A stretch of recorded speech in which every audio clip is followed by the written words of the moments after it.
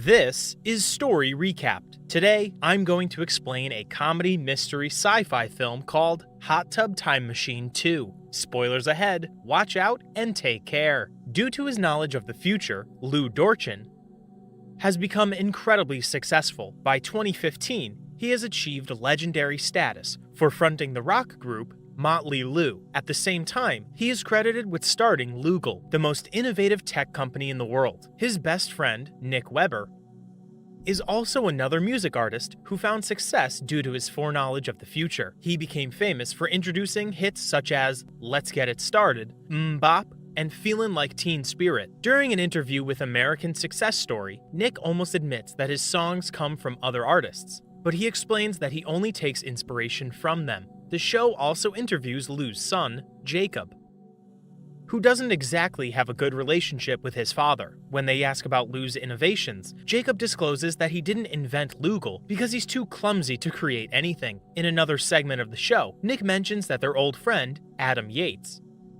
also made a fortune from his novel, Jacuzzi Time Lord. They've lost touch with him since he went on an experiential journey, but Nick is confident they'll get together again. The show points out that the lives of the three friends seem to have changed radically after their ski trip in 1986. Their high school friend, Gary Winkle, notes that he was supposed to be on that trip, but the trio didn't stop by his house to pick him up. In the interview, Gary expresses a hint of resentment that his friends got rich after the trip. While Nick is taking a break from filming a music video, Jacob calls him to ask if he's going to Lou's party later. Nick says he's not sure because his wife is mad at him. After the call, Jacob reminds Lou about the party while he's getting high with his wife, Kelly.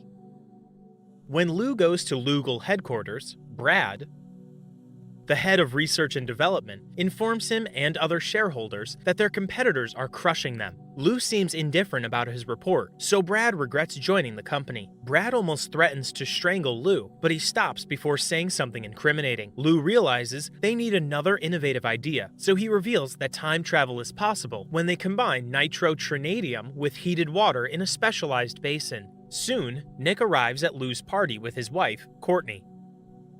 As they walk to the door, Courtney complains that they never visit her sister because they always go to the Grammys. Meanwhile, Jacob asks Lou for a job at his company, but Lou asserts that being a butler suits him. Later, Jacob tries to flirt with Sophie, who is in charge of taking the guests' coats, but she turns him down because she thinks he's just a butler. That same moment, Gary approaches Lou to sell him a plot of land. He stresses that Lou could build an office on it, but Lou isn't interested. Soon, Lou gets called to the stairs to deliver a speech about his success. He tells everyone to seize every opportunity, even if they have to forget about their loved ones. At the end of his speech, the lights suddenly go out, and someone shoots him in the groin. As Lou bleeds on the floor, Nick and Jacob try to stop the bleeding and ask who the shooter was. Lou then reveals that it was a man in a tuxedo. Nick realizes that Lou is dying from blood loss, but Jacob contends that they can give him more time. Jacob pulls a lever that opens a secret door by the stairs. When they pull Lou inside, Nick discovers that they got the hot tub time machine from the ski lodge they stayed in during their trip. While preparing to activate the machine, Jacob finds Adam's trench coat by the hot tub. After Jacob puts a vial of nitro into the machine, the three start drinking alcohol in hopes that they'll pass out and wake up back in time. Jacob and Nick wake up hours later and find Lou face down in the water. Thinking that he's dead, the two express how much they'll miss him, but Lou suddenly wakes up and informs them that his wound has disappeared. The three leave the secret room to find out how far back they went in time. While looking around, Lou is shocked upon seeing that his portrait was replaced with a painting of Jacob. The trio is puzzled because Jacob is older and bald in the picture. Moments later, a scantily clad Sophie approaches Jacob and kisses him on the lips. After she leaves, Jacob surmises that they must have ended up in an alternate universe. Later, they learn from the date on the news that they ended up in 2025. When they look at themselves in the mirror, they discover that they look 10 years older. Soon, Nick and Jacob start wondering why Lou is still alive.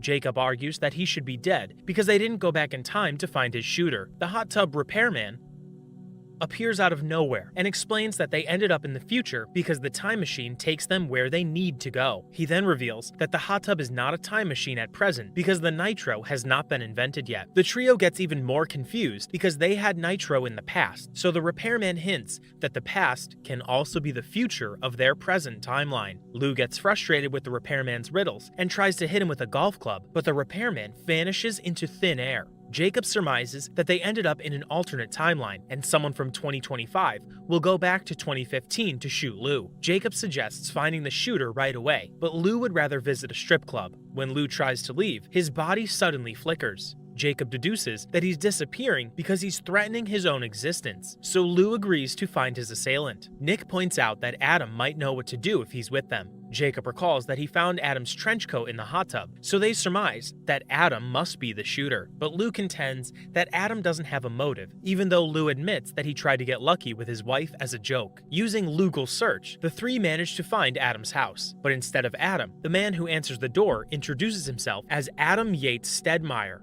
After talking with him for a while, the trio learns that he is Adam's son, but he never met his father because he disappeared before he was born. Moments later, Adam Jr.'s fiancée, Jill, arrives and recognizes Nick. She asks Nick to do the Weber strut, but he has no idea what it is. Jill and Adam Jr. then start performing a cringy dance move to encourage him to do it with them. The couple then tells him that they still like Nick's music, even though he's fallen on hard times. Adam Jr. explains to Jill that Jacob is his cousin because Lou married his aunt. He then adds that they came to the future in a hot tub time machine to look for his father. Jill then convinces the three to take Adam Jr. with them to look for Adam so he can attend their wedding the next day. Later, the foursome waits for a ride outside to look for Adam at his mother's old building. Soon, a blue self-driving car arrives to give them a ride. Unimpressed by the vehicle, Lou antagonizes it and pounds on its windshield. The group decides to walk, not knowing that the smart car is asking for permission to eliminate Lou for assaulting it. Adam Jr. mentions that his friend, Brad, works at Lugal and he's coming to his wedding. Suddenly, Lou sees a hologram displaying Gary's face on a building. He suspects that Gary became successful after killing him in 2015, so Lou runs into the building to confront him. He immediately tackles Gary and accuses him of murder, but Gary contends that he doesn't have a motive because he loves Lou. Gary became wealthy from the plot of land that Lou refused to buy because it became hot property after a hurricane. After a while, Gary invites the gang to a party in his nightclub. Nick reminds Lou that they have to find the shooter, but Lou can't resist the lure of getting high at the party. Not long, Sophie approaches Jacob and takes him to the VIP room. As Nick and Adam Jr. wait for the others, the DJ learns that Nick is in the club, so he plays the Weber strut. Nick learns from the introduction in the music video that Weber strut was his attempt to come up with something original. Later, Lou enters the VIP room and finds his son making out with Sophie. He tries to get intimate with one of the girls inside, but he flickers when he tries to touch her. Lou soon leaves the VIP room and convinces Adam Jr. to enjoy the party. So Adam Jr. requests the strongest narcotic they have. A woman then sticks a device called the Ladybug on Adam Jr.'s neck and tells him not to remove it off for 24 hours. During his intense trip, Adam Jr. calls Jill and claims that he's a god. He tries punching someone, but the man puts him into a sleeper hold. Meanwhile, the smart car finally gets permission to eliminate Lou, so it immediately drives off to find him. The next day, the trio finds Adam Jr. sitting on a tree branch. Suddenly, a man arrives to take Nick to his scheduled appearance on the celebrity edition of a game show called Choosy Doozy. Jacob notes that he can't go because they have to find Lou's shooter, but Lou argues they might find a lead there. Soon after their arrival, Adam Jr. calls Jill and tells her that he had the most amazing night. He recounts that his experience made him feel like everything that his entire past was a fraud. Jill gets angry and abruptly ends the call, thinking he's referring to their relationship. Later, the host, Britt McShaughnessy, explains to Nick that several audience members will challenge him to do specific tasks, but only the best idea will be chosen. An audience member suggests eating a bunch of waffles, while another recommends juggling knives. After another suggestion from an audience member, Lou then loudly proposes screwing a dude. The audience soon votes on the 4 choices and picks Lou's suggestion. Britt then asks the audience who made the proposal, so Lou proudly raises his hand. Britt then reminds the audience of the game's rules, stating, "You choose it, you do's it." So Lou has no choice but to go on stage and do it with Nick. Not long, Nick and Lou realize that they'll perform in a simulation when they are provided with virtual reality kits. When they refuse to do it, Britt gives them a high-voltage electric shock. Jacob expresses his objections about the game, but Adam Jr. explains that it's the most popular family show in the nation. As Nick attempts to get it on with his friend, a lifeline button appears. After Lou pushes the button, Britt tells him to choose someone from the audience to replace him, so he picks Adam Jr. Soon, Nick does the deed with Adam Jr. on stage, and Jill witnesses it on TV. After the show, Jacob scolds Lou for picking Adam and tells him to find the shooter on his own. He then parts ways with the group and goes back to Gary's bar. Lou takes off the ladybug from Adam Jr.'s neck despite the instructions to keep it there for 24 hours. Nothing happens for a few seconds, but Adam Jr. soon drops to the ground and foams in the mouth. They immediately bring him to a hospital where Kelly works as a nurse. As Kelly prepares to treat Adam Jr., she reveals that she divorced Lou. Lou begs her to get back with him, but Kelly points out that she has moved on and has since kept herself clean. Kelly injects Adam Jr. with narcotic-seeking nanobots. However, the nanobots don't work on the ladybug, so they travel to the lowest part of Adam Jr.'s body, causing his groin to swell. Soon, Kelly punctures his groin with a syringe to remove the nanobots. When she pulls out the needle, the fluid sprays onto the faces of Nick and Lou. Jacob starts getting high, so Sophie criticizes him and says he's just like his dad. Jacob argues that he's nothing like his father, but soon realizes she's right when he sees himself in the mirror. Later, Lou, Nick, and Adam Jr. return to the club to look for Jacob. Gary tells Lou that he had to throw Jacob out of the club and notes that he mentioned something about seeing their family therapist. The gang soon finds Jacob sitting on the ledge of the rooftop of Lou's mansion. Lou consoles him and convinces him to get down from the ledge. However, Jacob slips before he can get down. Lou manages to grab his hand, but he eventually loses his grip. Jacob falls, but fortunately, a suicide prevention system catches him before hitting the ground. Later, the gang hears from the news that Brad had developed a new synthetic element called nitrotrinadium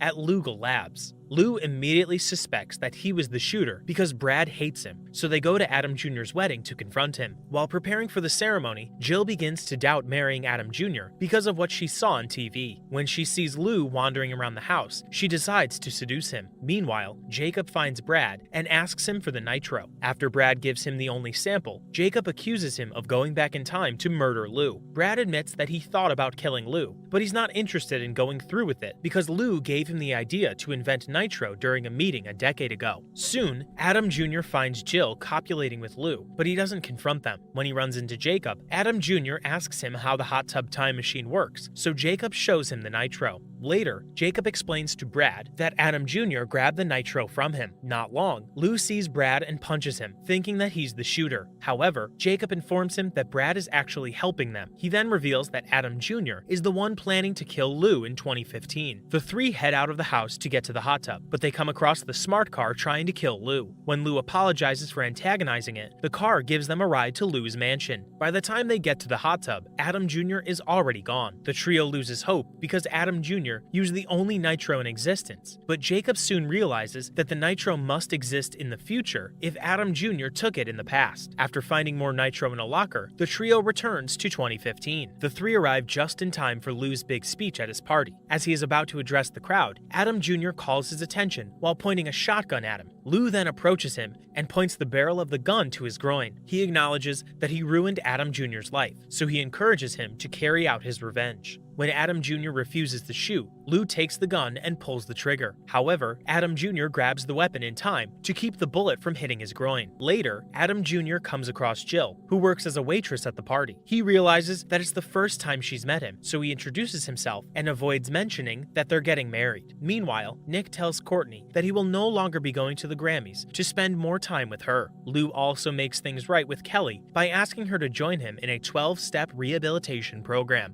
Jacob convinces Sophie to start dating him by promising to give her the ride of her life. Sophie kisses him, realizing that he's different from the man trying to flirt with her earlier. As the gang is about to send Adam Jr. to the future, Adam blows Lou's head off. After Adam disappears into the hot tub, Patriot Lou comes out of the machine and tells them that Adam did them a favor because the version of Lou he killed was bad. He then asks the gang to come back in time with him to make America happen. Soon after going into the machine, Lou, Nick, Jacob, and Adam Jr. become the founding fathers of America. Afterward, Adam Jr. saves Abraham Lincoln by killing his assassin. The gang goes on numerous adventures with the time machine to become heroes, inventors, and innovative artists at various points in history. This is all for Story Recapped for today. Subscribe to watch more videos like this. Tell us in the comments if you want us to recap your favorite movie. Watch other of our videos showing on the screen and leave a like because it helps the channel, and I would see you in the next video. Goodbye.